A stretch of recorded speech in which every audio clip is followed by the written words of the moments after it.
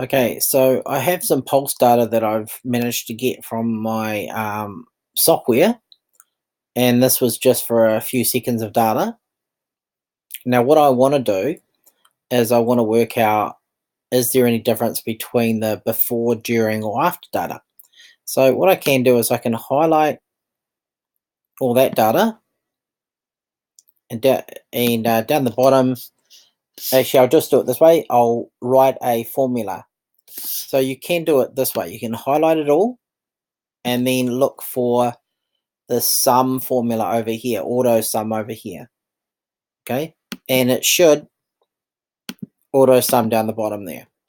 So I'll just put a border around that so you can actually see it. So it's nice. That one there.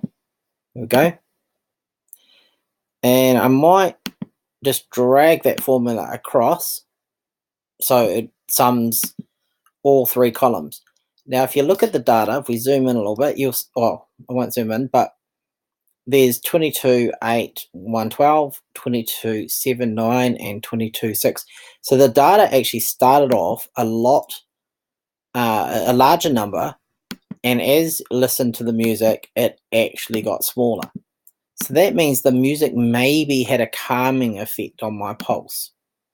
So that's really good. Anyway, we can graph the results there if we want to, or we can try and graph those results. So there's lots of stuff we could graph. It really depends on what you want to try and graph. So if I try to graph this, the next thing I want to do is I will need to find the actual graph stuff. So let's have a look in the view area. Tab. Wrong one. Data one. Nope. Formulas one. Nope. Page layout one. Nope. Insert one. There we go. Graphs. Okay, so there's heaps of graphs. It took a while. But anyway, under the recommended charts, you can see that it's already trying to say, oh, that graph there, that's what the graph will look like if I plot these three bits of data. This is what it could look like, or this is what it could look like. So you can choose any one you want, or you might want to choose a different type and see what it's going to look like in a different view. And basically just choose which graph you think is going to be the best, like a scatter plot maybe. Yeah, try that. And that's what the graph will look like. Now, choosing your graph is all up to you, but you can actually see the data as it actually starts to go down.